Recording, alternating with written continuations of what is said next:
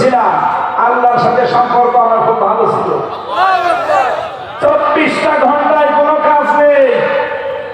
বই পড়ার জন্য কারারক্ষীকে বললে যেহেতু দেবদুলাল এনে দিত বঙ্গবন্ধুর আত্মজীবনী, ও ছাপা পড়ি আমি করবো।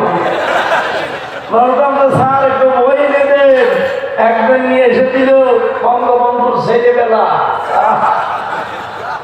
আমি বললাম এটা লাগবে না। তারপরের দিন বললাম, উনি নিয়ে এসে দিল বঙ্গবন্ধুর চীন সফর।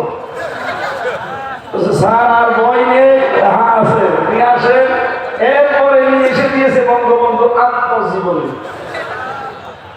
একদিন রাত বই বলে ফেললাম যে বই নিয়ে আসার আর জায়গা পান না, আমার ফাঁসি চাই, এই বইটা নিয়ে আসতে পারেন না? এবার পড়তে নেই, পড়তে নেই কেন? ওইটা নিয়ে আসেন। আমি মেজর ডালিম বলছি, ওই বইটা নিয়ে আসেন।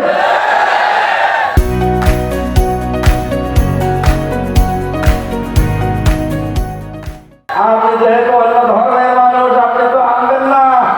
অন্তত কোন মুসলমান কারারক্ষীকে বলেন সে যেন একটা তাফসীর আমার এনে দেয়।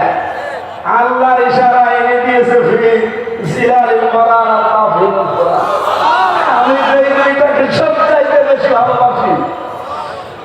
3টা বছর মাওলানা মামুনুল হক, মাওলানা শাকাত হোসেন রাজি আর মুফতি নূর হোসাইন নুরানী হাফিজাহুল্লাহ, 3 জন আলেম আমার পাশে ছিল। তো বড় মাপের আলেম তারা, কওমি মাদ্রাসা, বড় ভালো মানুষ।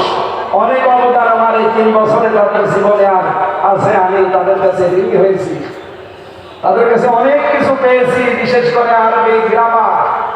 আমি কোরআনের সাথে তাফসীরের সাথে মিলিয়ে যেগুলো পেয়েছি, 3টা বছর আল্লাহকে আমি একটা কথাই মনে হয় বেশি বলেছি, আল্লাহ জীবনে আমি কিচ্ছু চাই না, কোনোদিন বের হতে পারবো কিনা তাও চাই না, কারণ জালেম যে এইভাবে পড়ে যাবে